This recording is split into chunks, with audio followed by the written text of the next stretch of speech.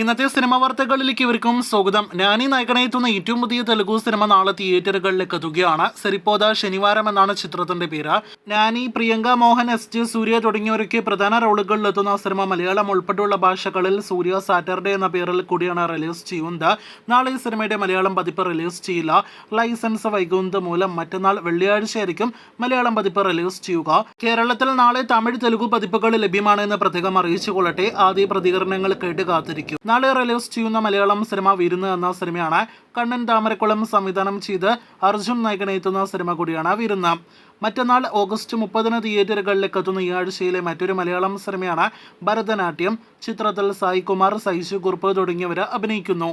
സൂര്യ 44 OT schedule pack up ആയതിന് പിന്നാലെ ചിത്രത്തിനെ കുറിച്ചൊരു പ്രധാനപ്പെട്ട റിപ്പോർട്ട് കൂടി പുറത്തു വന്നിരിക്കുകയാണ്. കാർത്തിക് സുബ്രാജ് ചിത്രത്തിൽ ഐറ്റം സോങ് കൂടി ഉണ്ട് എന്നും ഐറ്റം സോങ്ങിന് ചുവടുകൾ വയ്ക്കുന്നത് ശ്രേയ ശരൺ ആണ് എന്നൊരു റിപ്പോർട്ടാണ് വന്നിരിക്കുന്നത്. ഊട്ടിയിലായിരുന്നു ഐറ്റം ഗാനത്തിന്റെ ചിത്രീകരണം നടന്നത്. രായന് ശേഷം പ്രേമലു മോഡലിലെ ധനുഷ് സംവിധാനം ചെയ്ത് വരാനിരിക്കുന്ന അടുത്ത തമിഴ് സിനിമ എന്നൊരു റിപ്പോർട്ടുള്ള സിനിമയാണ് നിലാവുക്ക് എന്മേൽ എന്നടി കോപം.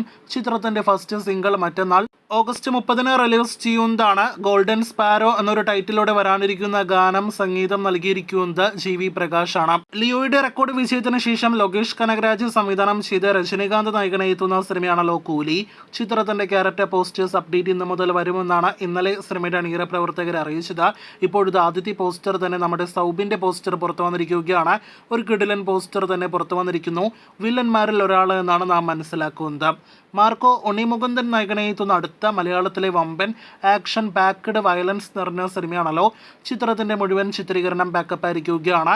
ഒഫീഷ്യൽ അപ്ഡേറ്റ് പ്രകാരം ആകെ 100 ദിവസത്തെ ചിത്രീകരണത്തിൽ 60 ദിവസത്തെ ചിത്രീകരണവും ആക്ഷൻ സീൻസിന് വേണ്ടിയാണ് മാറ്റിവെച്ചിരിക്കുന്നത്. മാർക്കോ ക്രിസ്മസ് റിലീസായിട്ട് ഡിസംബർ മാസം തിയേറ്ററുകളിലേക്ക് എത്തിക്കാനായിട്ട് പ്ലാൻ ചെയ്യുന്നു. മമ്മൂട്ടിയുടെ GVM സിനിമയ്ക്ക് ശേഷം മമ്മൂട്ടി അടുത്തതായിട്ട് അഭിനയിക്കുക ജിതിൻ K ജോസ് സംവിധാനം ചെയ്യുന്ന സിനിമയായിരിക്കുമെന്ന് നേരത്തെ തന്നെ ഉറപ്പായതാണല്ലോ.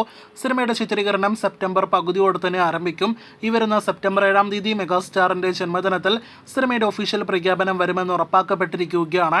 കാത്തിരിക്കൂ കൂടുതൽ ഇതുപോലുള്ള സിനിമാ വാർത്തകൾക്ക്.